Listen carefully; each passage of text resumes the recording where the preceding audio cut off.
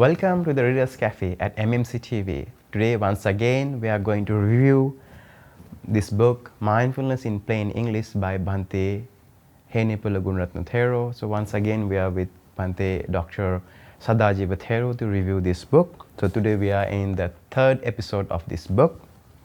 So in last episode, we talked about what's the attitude regarding the mindfulness and how the body posture and mental readiness to the practice. So today we would like to talk more about how long we have to practice and when and how.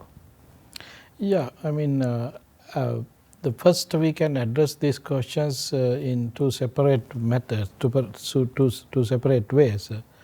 As a beginner, if someone just started meditation, his intention is very important to start his practice. So he can start practice meditation, developing his energy and effort. If he does not have energy and effort, he may not be able to start any kind of these kind of practice. That's the nature of this practice. These are not something like other physical exercise or physical activities. It is not something like a drawing thing. It is not something like fishing. It is not something like hunting. It is not something like dancing. So this is kind of mental exercise that you're going to do yourself.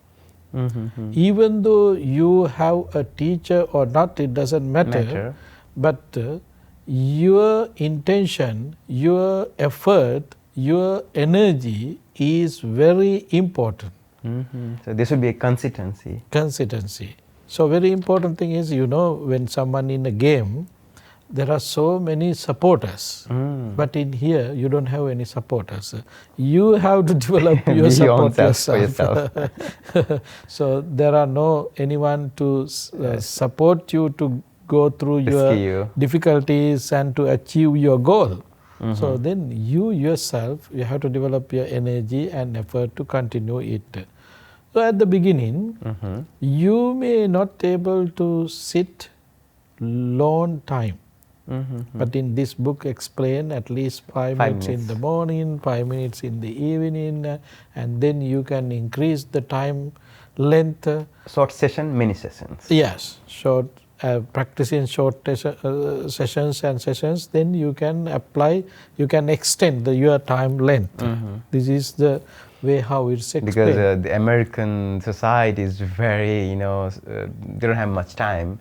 They're always running around the clock. Yeah. So my suggestion is, it's different from the book suggestions. I might be okay to say it because I have this kind of experience working with people. If you are guiding them to practice 5 minutes meditation every day in the morning and in the evening, so they have a concept in their mind. His mentality connected with the clock. So while you are sitting, you might have some thoughts. Oh, did I finish my 5 minutes? And then you want to check your clock. So they are conditioned with the clock. Yes. So you are making some kind of boundaries yourself. So therefore, my suggestion is just to develop your intention to practice meditation. Don't concern about time. Don't concern about time. Develop your energy and sit there to practice meditation as much you can. Yeah, thank you very much. I see there are a lot of application, mobile apps that use for, as a timer and sometimes the music to support.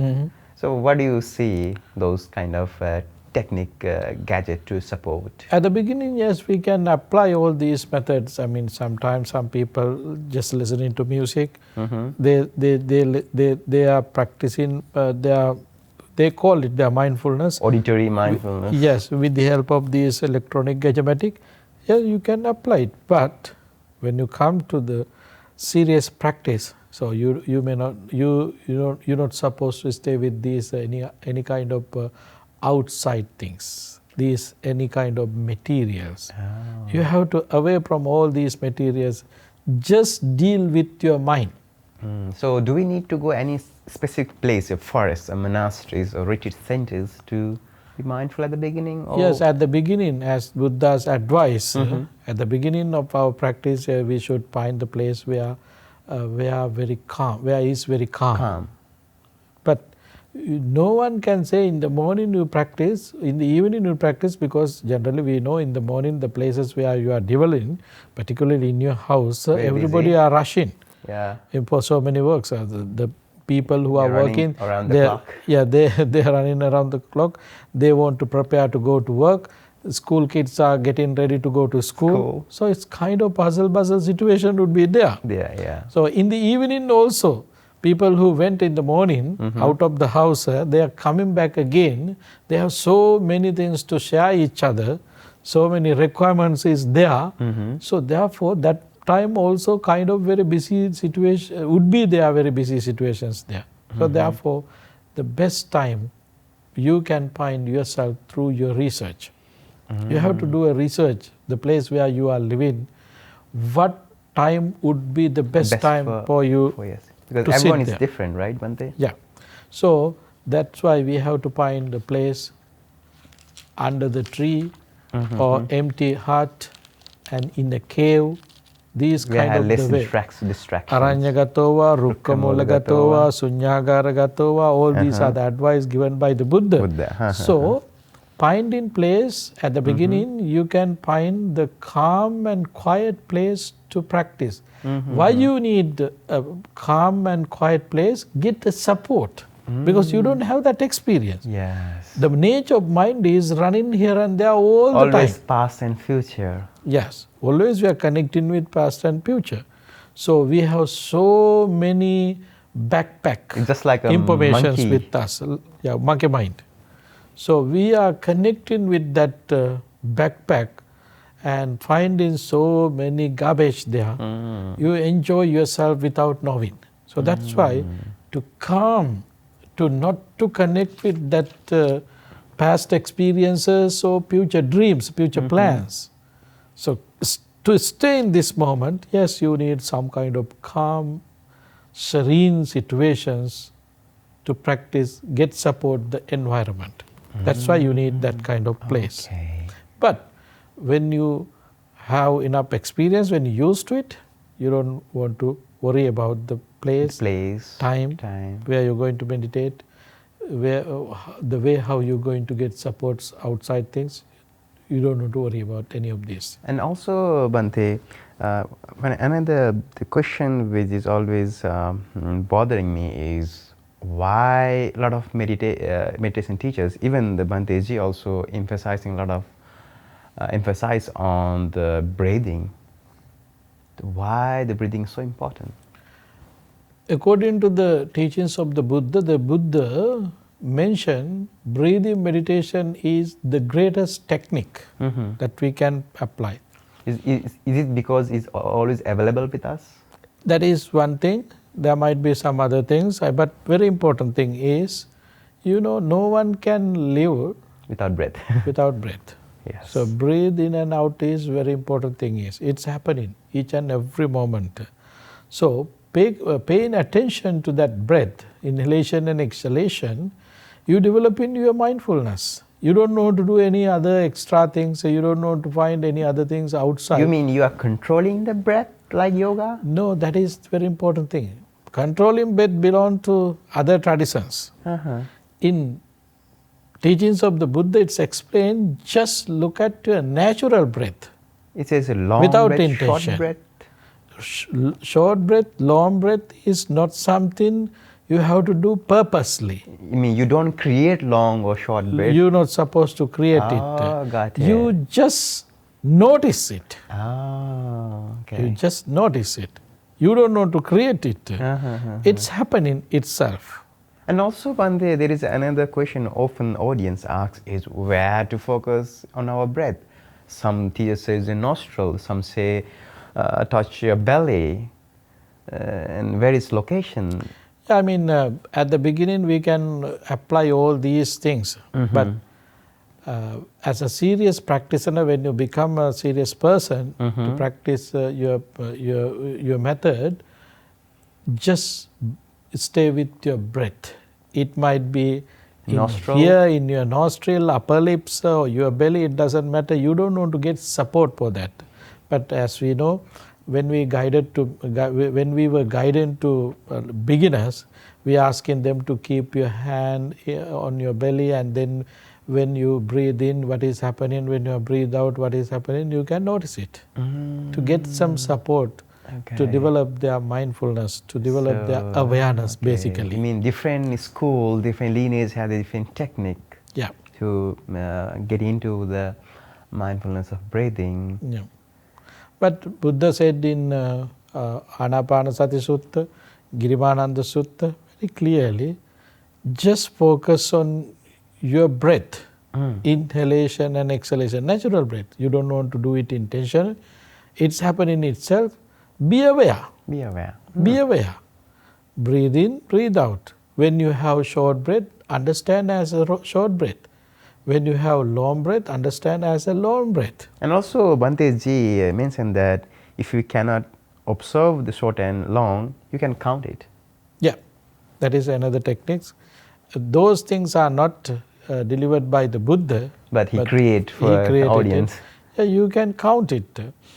1, 2, 3, 4, something like that. We can go up to 10 or 20 and come back again, and you can go. So at the beginning, you can use these kind of guidance from the teachers.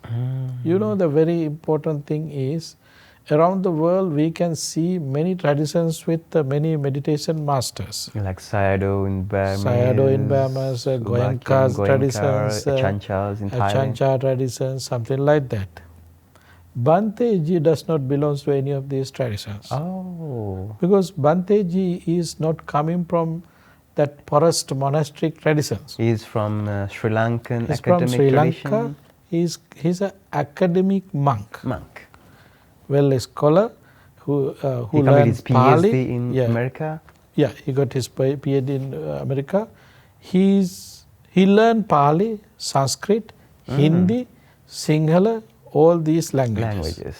And he learned Tripitaka, teachings of the Buddha, Sutta, Vinaya, Abhidhamma, all these things.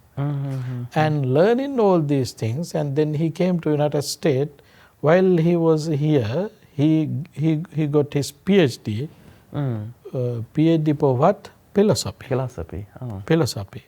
So then he became a meditation master through his academic experience. Academic experience. So he created a new model. Yeah, nowadays, you know, academic Buddhism, sometimes called the colonial Buddhism, or whatsoever terms, they are very, very raw. They don't practice Buddhism. They just write a bunch of books and get the various designations, posts in this academic world. Yeah. And it's very lime. It's very raw. You know, in academic world, their views are different. Their perceptions would be different because they are always focusing on philosophical ideas, thoughts, and the way how they experience. Their experience are very important according to their explanations. So depending on scientific methodology to analyze the text? Yeah, therefore they are not depending on something which is not experienced themselves. So they experience themselves and they apply the method, enjoying with that method, they are ready to create some other methods, and particularly books and things, benefits for others. It's happening. Therefore, Bhante ji is kind of a unique meditation master. He is not coming from forest monasteries or any lineage which is very famous around the world. He is a scholar and also he did research himself. Doing research himself, he started to teach it to others with the help of his experience and knowledge. This is the difference. He is not just practicing academically he's a person, a researcher, and he's a person who has knowledge and experience with the modern, connecting with the modern technology and modern knowledge, and as well as he learned traditional things. So it is kind of creative things, and which is very important as just forget about him as a meditation teacher. He was a university professor. Oh. Then university professor became meditation master. So academic level and practical level both are together. And he create new traditions there. So he is unique teacher in the world regarding other, connecting with the other meditation teacher. He is different. Oh, okay. So he has a combination of academic practice and also his own empirical research. And also he has a background of Orthodox, Theravada Orthodox education. Yes. And many more. So it's a really marvelous personality. Yes. That's why he always emphasized to practice breathing meditation. Breathing meditation. Breathing meditation. Because breathing meditation is one of technique that we can apply to see what is happening with our breath, and we can open our mind through that experience to ourselves to see things as they are. The Buddha, even before become a Buddha as a Bodhisattva, as we know according to his life stories, at the beginning of his life when he was a young person, he started to practice breathing meditation under the tree. While his parents was engaging with the plowing ceremony, he was practicing himself. So then even the last moment when he was sitting under the bo tree to attain enlightenment, he started with the mindfulness of breathing meditation. So mindfulness is breathing meditation is kind of technique that we can apply to practice both samatha and vipassana both. If you are just paying attention to your breath, inhalation and exhalation, you are developing your samatha, concentration. Through your concentration, if you can see the reality of your breath rising and falling, then you are connecting with vipassana inside. So therefore, breathing meditation technique is connecting both vipassana and samatha. But samatha technique is unique to the teachings of the Buddha.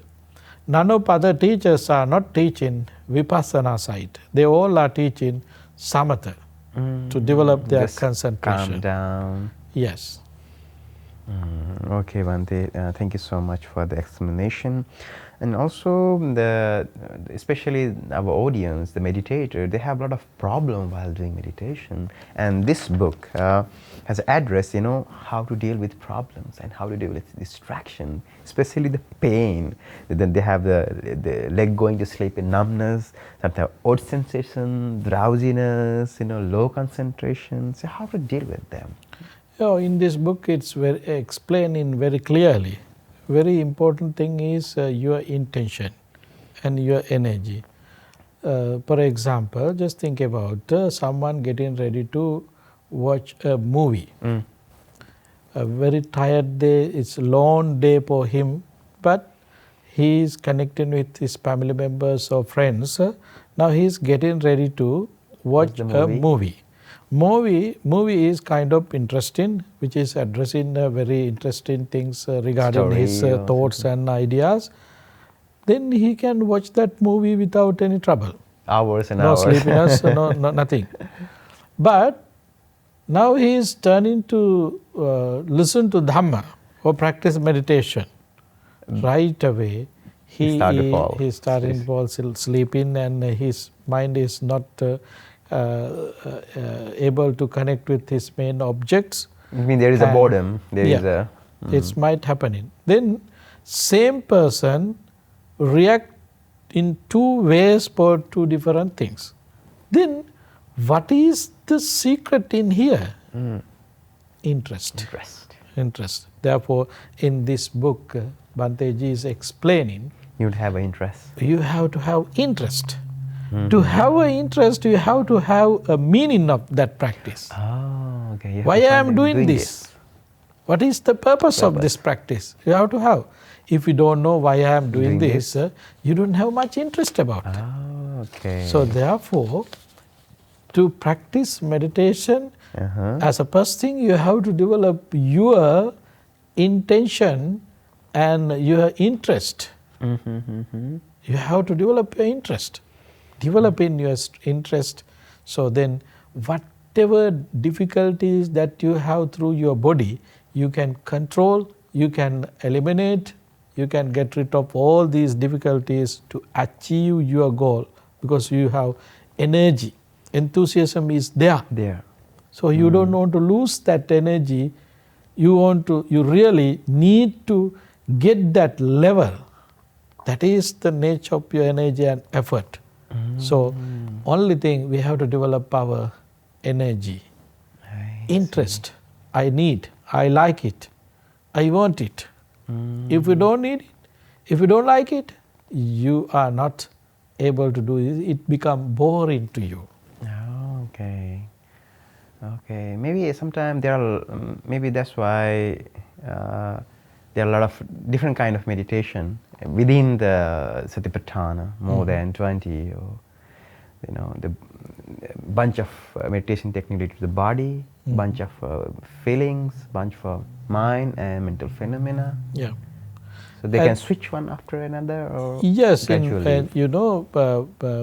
Satipatthana Sutta, there are 4 groups basically regarding your body: Kaya-anupassana, Vedana-anupassana, Chitta-anupassana, Dhamma-anupassana.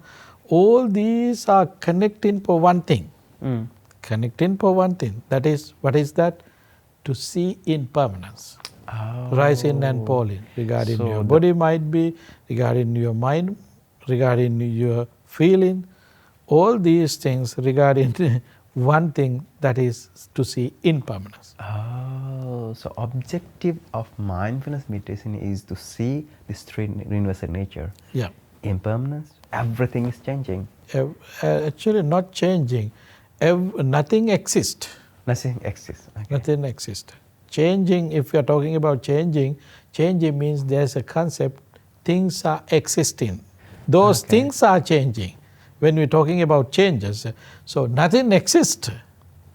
That is the most important thing.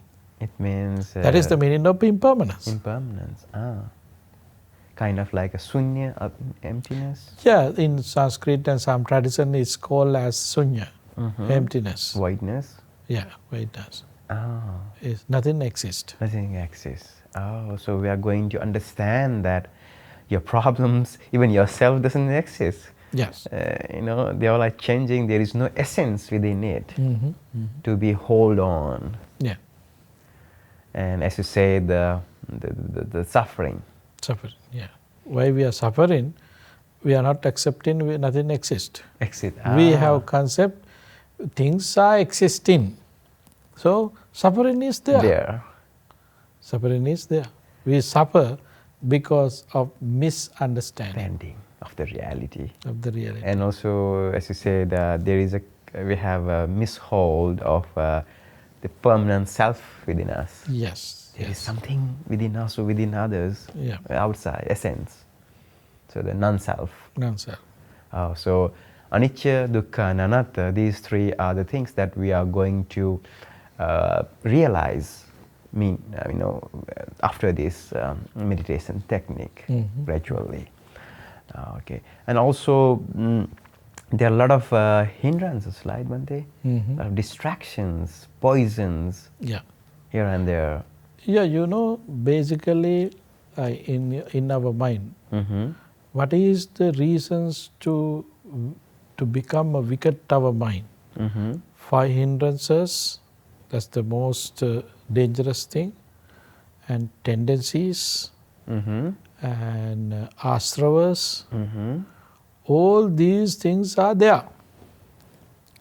All these are always driving into wrong directions. because all these are the results of your lobha, desire. These are the results of your anger, hatred. These are the results of your ignorance. Ignorance means not regarding the knowledge. Ignorance means not knowing the reality. Reality, oh. So that is the ignorance means. So when we are living with these three defilements, these are huge, these defilements appear in our mind as different things. When you're not mindful, right? When you're not mindful. So as hindrances, as fetters, as asravas, fermentations, all these are appearing in our mind. So then we are not able to see things as they are. So thank you very much, Bhante Sadhajeeva Thero, to reviewing this wonderful book, Mindfulness in Plain English. So this is the best-selling book on mindfulness meditation. So we encourage you all to have this book. It's available in audio, ebooks, and also everywhere in the book sale.